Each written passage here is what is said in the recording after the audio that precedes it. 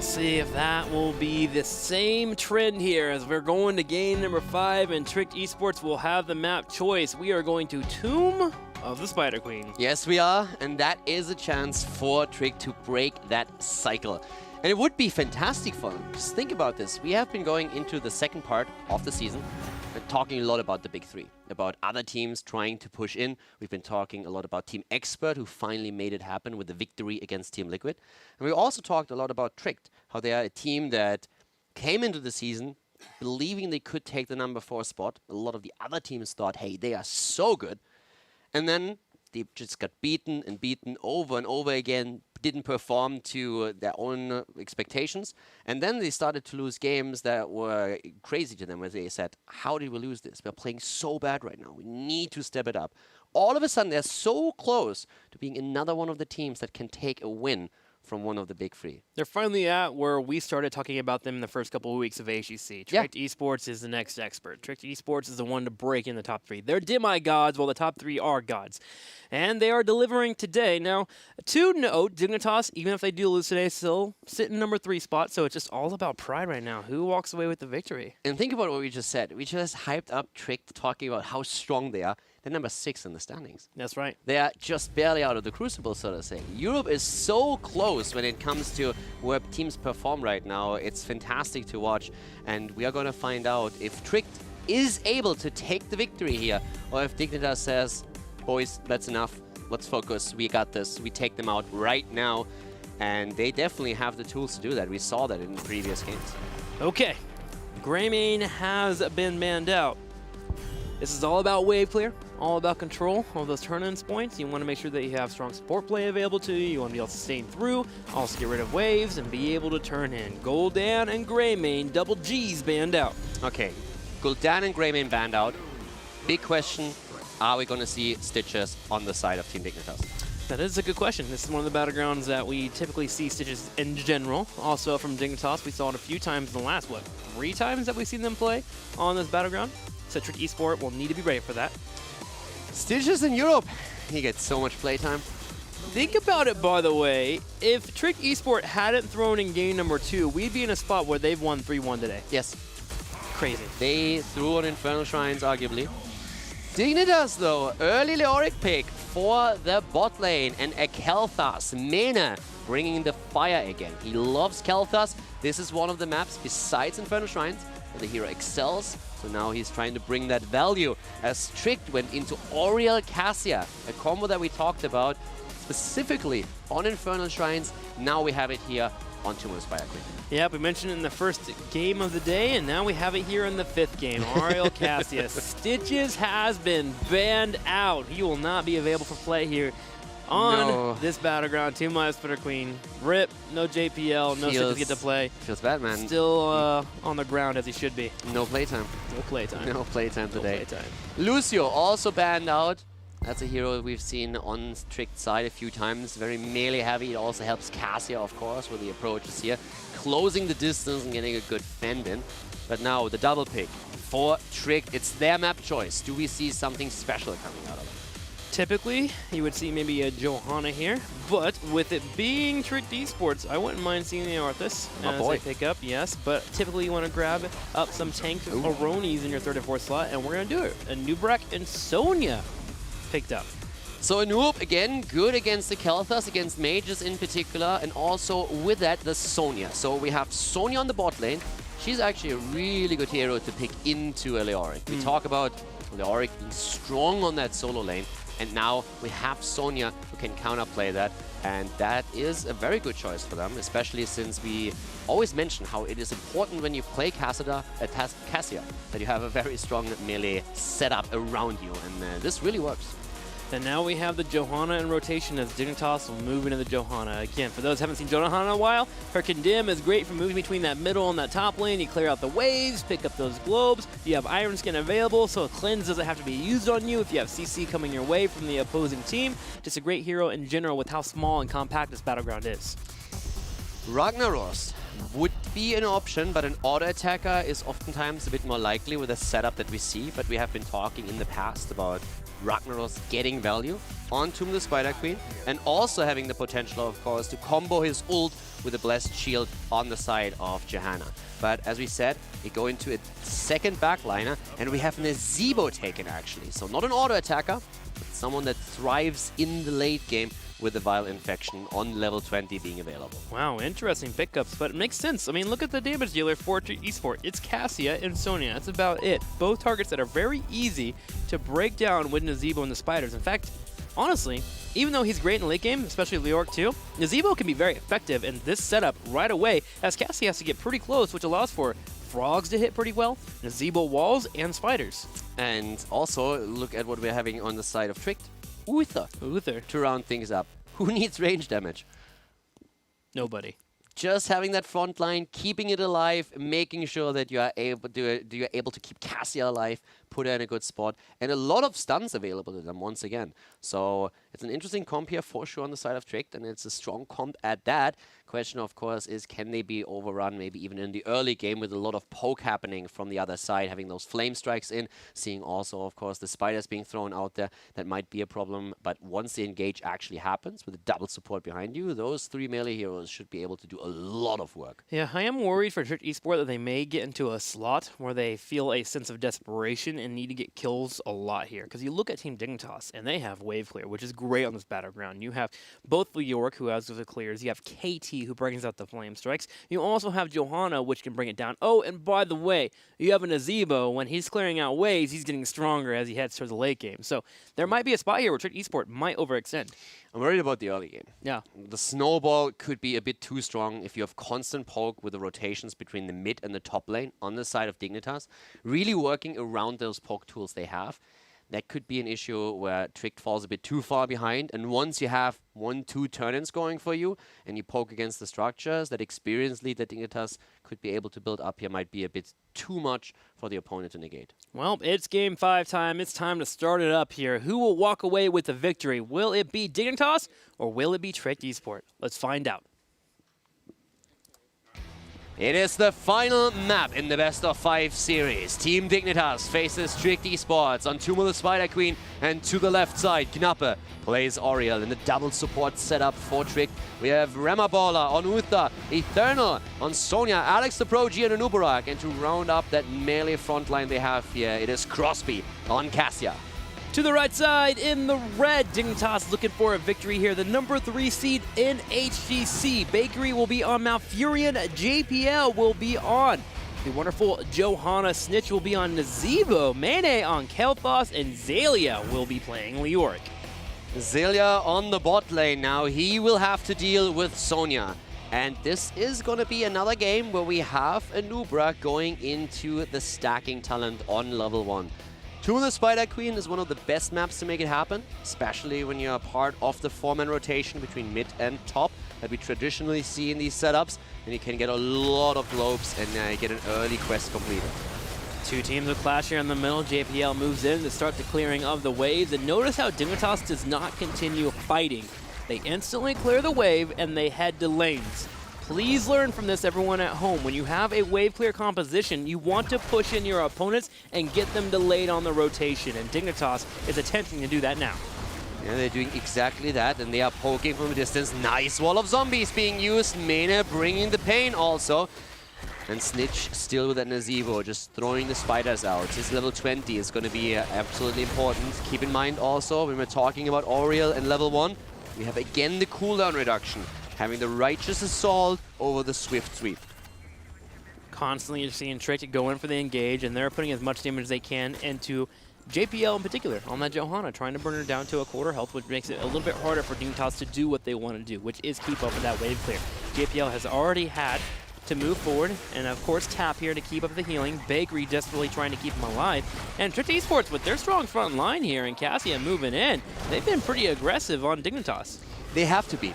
They need to be aggressive. They cannot simply sit back and let themselves be poked down. So they have to always just toe this line of trying to be aggressive but not overextending.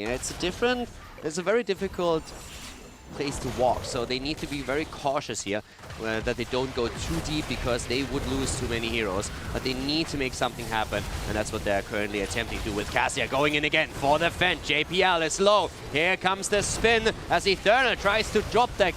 That's it. Johanna is down, gets the last slam in, and that's the first kill, first blood for Team Dignitas. Trig Esports. Yeah, they brought 5 members in to take out that Dignitas character. We'll get Johanna picked off. The good news is Trick did not spread out as well as Dignitas, as we had Sit go to the top lane, pushing a little bit to keep the experience, as well as the Orc in the bottom. So overall, it does even out, but they are showing here their plans. They're hoping to be aggressive against Dignitas and get that Johanna picked off as often as possible.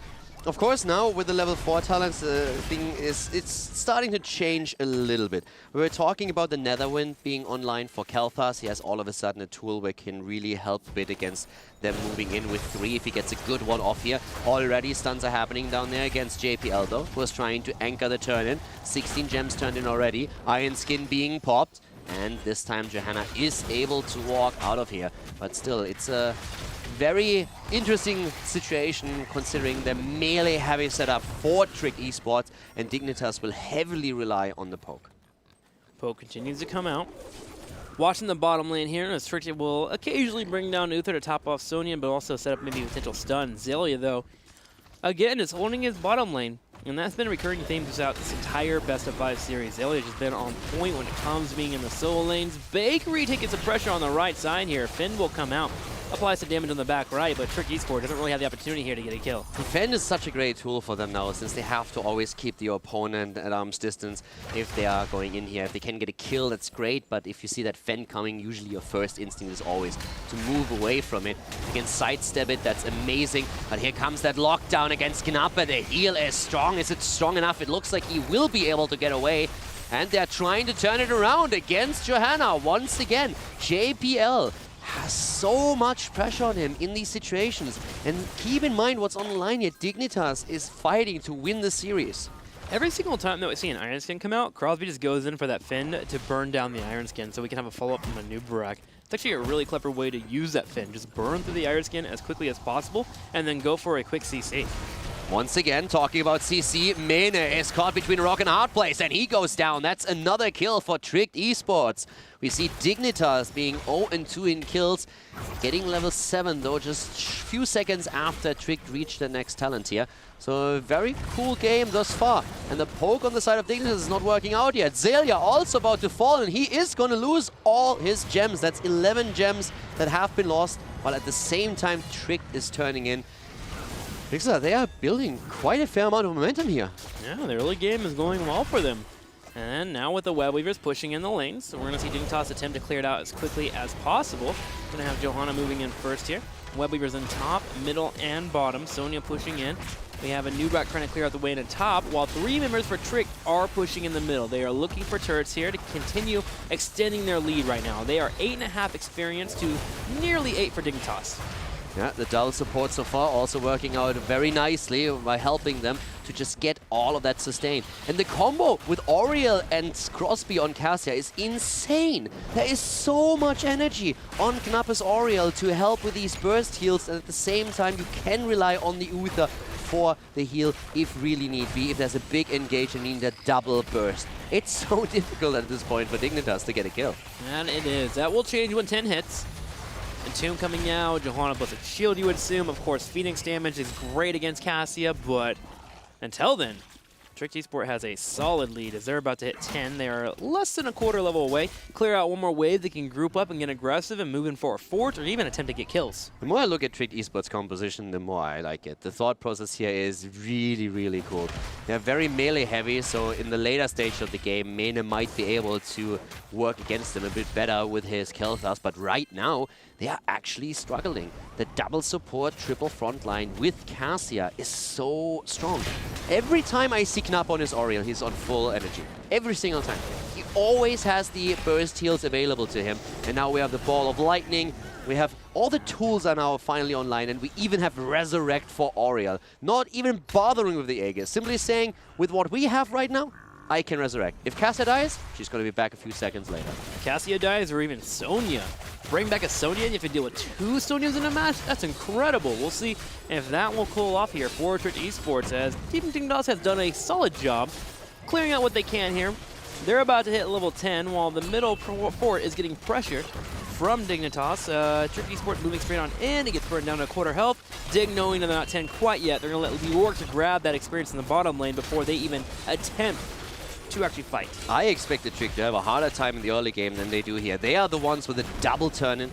They are the ones with the fort taken down in the mid lane. And now the second Web Weaver wave comes in. They are pushing through the keep wall already. 10 is available on both sides now. Gargantia, Gary, he's in play. We are seeing Entomb and Twilight Dream picked up. Is there an opportunity maybe for Dignitas to go for a kill? Leoric is still at that bot lane. Keep it in mind, he's currently trying to defend the fort. Yep, he's clearing out the Web Weavers there to prevent the map from being opened up. But Johanna just stands firm in that front line, keeping Trick Esport at bay, but the Web Weaver was left alone in the top, and that will be a fort, it looks like. It's getting lower and lower. Dignitas gonna miss out on 1 fort in the middle and a fort in the top. And Tomb comes out to lock him in on the right side. What a great defensive play from Zelia. Nice play here by Turtle, though, using his spear to get over it. There's the cocoon already. Zelia moves away. In they go. There's that stun on Otha. The Divine Storm goes down. Double kill. We have Meltdown. Johanna has fallen. Both of them dead. Great play by Trick. The fort destroyed. These guys are on a roll right now. This is insane. 5-0 and nearly 2 levels ahead. All 3 forts down too, and they get a few gems killed off there with that pickoff. There's only 52 available for Dignitas on their side of the map. That's enough for 1 turn-in, but typically when you get to around level 10 to 13, you have about 2 turn-ins available if you've been hoarding well enough. The pickoffs that Trick have garnished here has been enough to prevent them from even allowing their opponents to get a couple of turn-ins. They go in straight for a boss to the very north. Trick Esport is on a train here, and they're hoping to steamroll their opponents. Yes, they definitely do, and this is insane. This is a 2-level lead, a talent advantage, a boss play coming in. The Web Weavers are finally taken, and Dignitas, they know that the boss is taken. They don't see Hero on the map. They know where they are, especially after they turned in and the camp at the top was still active on the minimap. But they're not willing to take this fight, and they shouldn't. So now they need to defend against the boss at the top. That allows Trick to open the map and to defend against the Web Weavers. They shouldn't really lose a whole lot. Yep, Dig pushing in with the Web Weavers in the middle and the bottom. Send most of their resources to the top to defend against their bosses you were mentioning. So you're right, Trick Esport just defends pretty effortlessly here in the bottom and the middle, grabbing Giants, even looking for a Leoric kill. Uther is, as he moves forward and brings out a couple stuns just to be annoying here on the right side. Leoric will easily get away from that. Now only 1 Web Weaver remains, and that is currently in the very far top lane, and Trick Esport is on the rotation. They are rotating again up to the top, and the Web Weaver in the mid lane is still something they need to deal with, or at the top lane, my bad. So we have right now Dignitas scrambling for experience. So they should. They need level 13. They want the talent to fight on eye level. Here comes Leoric, Wraith walking away. And Dignitas just trying to group and find a good angle here, but so far they are still on the back foot. Do not forget, late game is the name of the game for Dignitas. Both KT at level 16 getting power spike, Nazebo at 20, Leoric at 20. They will have chances here. The question is, can they get to late game? That's true, but at the same time, think about what's the best that can happen to you if you're going up against an Nazebo with Violent Infection. It's a double support combo. Yeah. It's the only way you can out-heal all of that damage. So Tricked is having a very solid situation going for them. Alex misses both stuns, actually. That was one of those plays where as a player you hope the camera didn't catch it. Yeah, you're just like, yeah, they weren't watching. There's no way.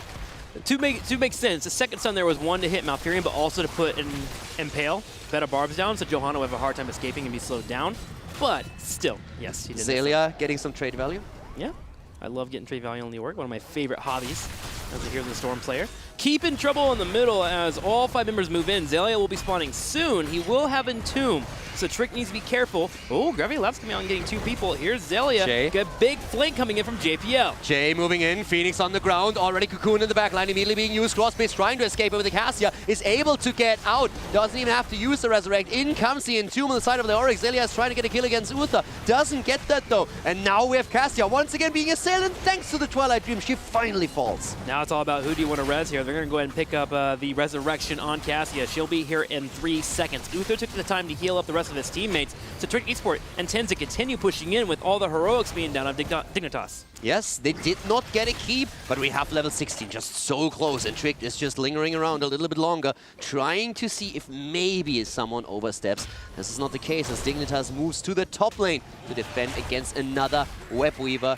Make sure that the fort itself, the keep, doesn't take any damage, but of course the big story is a level 16 talent advantage for Trick Esports, as Dignitas is still waiting to hit level 15. Brilliant engage there by JPL, by the way. Coming around from the left side, getting 3 people there for the condemn. Looking at a Nubarak, Regeneration Master almost done here. His level 1 talent, let's see, he needs 2 more regen globes here to get that health boost.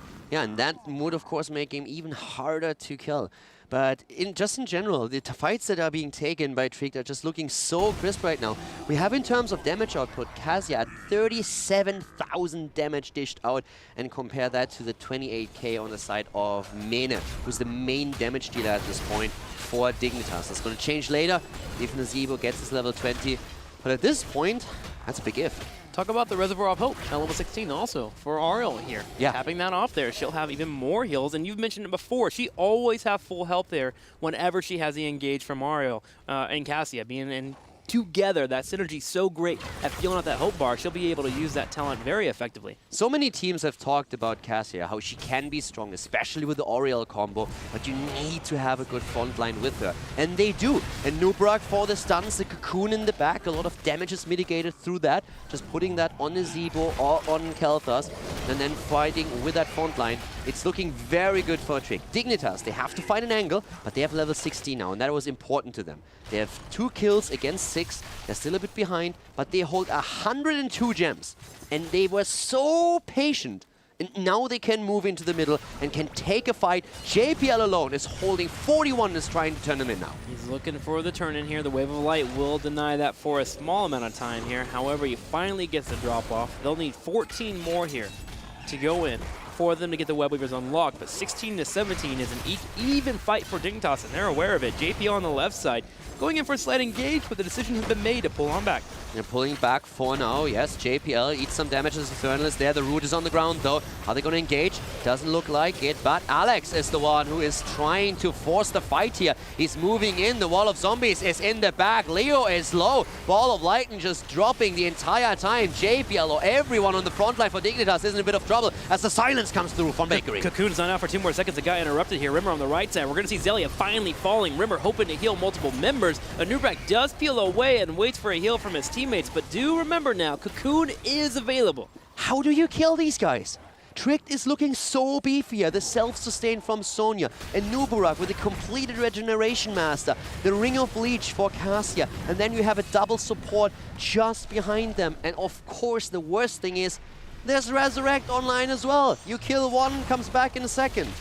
When you think about it that way, technically, there's their own Leoric on the field here for Trick Esports because they have that Resurrect bringing members in. Leoric does spawn here. He's coming on the left side. He's going to have a massive Entomb available if he connects here. Ooh, the Tainment Strike from Nape is going to be enough to prevent Zelia from going for the engage. Beautiful, but still, Rama is low. Eternal is also on the move. They're all running away. The Red Web Weavers have been summoned. Dignitas, they got the Web Weavers, but of course, they still have to deal with that situation here right now in the mid lane. Can they take Trick on? That's the big question. Yep, this is the moment for Dignitas to make something happen. Pushing these Web Weavers to start breaking down forts. Uther taking big damage there. Big Flame Strike connecting as Mene hits a god-tier Gravity Lapse. Mene with so much damage thanks to the level 7 talent. Look at Eternal, he's about to fall. Cassia is already down. Resurrect is going to come in any second now. That's going to be huge. They need to keep him alive though. They can't. They cannot keep Cassia alive. It's a double kill against her.